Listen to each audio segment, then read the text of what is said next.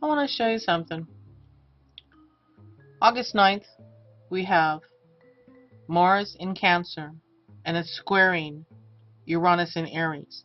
Remember when I was telling you that sometimes, like with hand grenades and playing horseshoes, closest is good enough?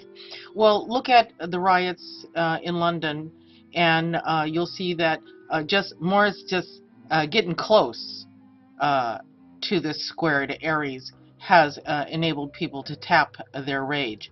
Now, check this out. August 10th. I told you about this before when I was talking about astral warnings. Okay, we have Mars in Cancer, and we have it opposing Pluto in Capricorn exactly on the 10th. Now, I'll talk about what this Mars in Cancer and Pluto in Capricorn opposition portends, and also what the Mars in Cancer squaring Uranus in Aries. We're just lucky, I guess, that Saturn is so far into Libra that it's not within the blast range of this particular T-square. But mind you, this is what we're seeing in London. Look, this is a map of what's been on fire in London. Let's back out a bit, and we got Brighton right here. Okay, these are confirmed burnings. Okay, you can see like they're all in a row here. Then we can go to Liverpool. Where'd you go? Okay, here's Liverpool. Big burn there. Okay, so if you ever want an example of what a Mars squared Uranus and opposed Pluto looks like in a developed country. I mean, we've been talking about the Arab Spring for a long time, but this is in a developed country. Okay, now so let's put this in the vid, and let's talk about this.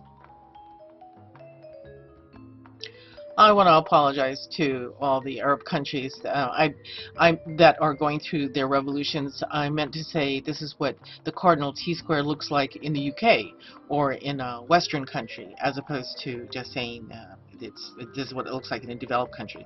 Because, you know, Egypt's been around a long time, longer than the UK. So, this, I had mentioned in my astro warnings earlier in the month that when Mars goes into Cancer, it's going to trigger the T-square. It's going to be opposed Pluto. It's going to be squared Uranus, and Uranus and Pluto are already squared. Thank you very much, and will be off and on cranky with each other for like 7 times in the next like 4 or 5 years. So expect to see more of this. But even before Mars went into Cancer, stuff was happening. Like I thought that the police in the UK didn't carry guns. I mean, when I heard that there was like a police shooting of this individual whose name I should have had, but I don't have right now. But anyway, so it surprised me. Mars, Pluto, harsh aspects of like conjunctions, oppositions, and squares. Gunfire is common. Knifing is common. Knifing is more common in the UK because the accessibility of guns isn't quite as generous as it is here in the United States with our Second Amendment, and so we can walk around being armed to the gills. So, the anger that these young people have didn't come from nothing. Or it did come from nothing. If they don't have the education, if they don't have access to job training, if they don't have a chance of finding jobs, then they're going to be caught up in a continual cycle of poverty. Just your accent in the UK, it can get in the way of you getting a position that is going to be able to support you. So when they talk about disaffected youth, I mean, I'm saying, yeah, some people are like really upset that they know that their life is going to be continually difficult because they're stuck in a segment of society that is not benefited by all this development. I mean, look, you know, in America we have 1% of the population holding 85% of the wealth, that wages have been ostensibly stagnant since the 1970s. I'm just waiting for like rights to, you know, show up in America. The closest thing we have is the Tea Party, and then they're a riot, you know. And so, but anyway, what can we do with this T-Square energy when it comes into our own lives? And I feel bad about the people who are losing their businesses and losing their homes, you know, in the UK because of this. I mean, I've seen it in the Watts riots back in the day, and I've seen it in the Rodney King riots, where poor people end up burning their own neighborhoods. It's like, that's like really effective. Not. So what do we need to do when we are tapping our own rage, when we're getting angry? Well, our opposition, Mars and Cancer, opposition is Pluto and Capricorn. Transformation needs to be made with government, and transformation needs to be made with businesses and corporations the way they're set up. Look at the movie Affluenza, or get the book. Even though it was, you know, it was written like 10 years ago, it's still really valid. That working as a wage slave to buy stuff does not make us happy. It makes us have a lot of stuff that we need to get rid of. Okay, speaking of getting rid of things, this is just a little astrological therapy. If you want to do something with your Mars in Cancer opposed Pluto and Capricorn, declutter that closet and sell the extra stuff on eBay. Because by decluttering, I know it sounds silly, Mars is acting, Cancer is the home. Pluto says recycle, and Capricorn says make a nickel. Okay, so now we've taken care, we found a balance with that opposition. Okay, in a little way we can like channel some of this like Mars, Pluto, you know, Cancer, Capricorn opposition. What about Uranus and Aries? Uranus says, I just want to rebel, I just want to fight, I just want to get upset. Well, instead of doing that, Uranus also says humanitarian causes that benefit the tribe, that we have to break down old constructs, and Pluto also says break down to break through. But Uranus says break down old ideas and bring new ones. And Aries says, yes, let's blaze new trails, let's be the pioneer, let's do something, because Aries wants to do something. Okay, so how do we come up with new ideas and new inventions that blaze new trails, that help society, that help humanity?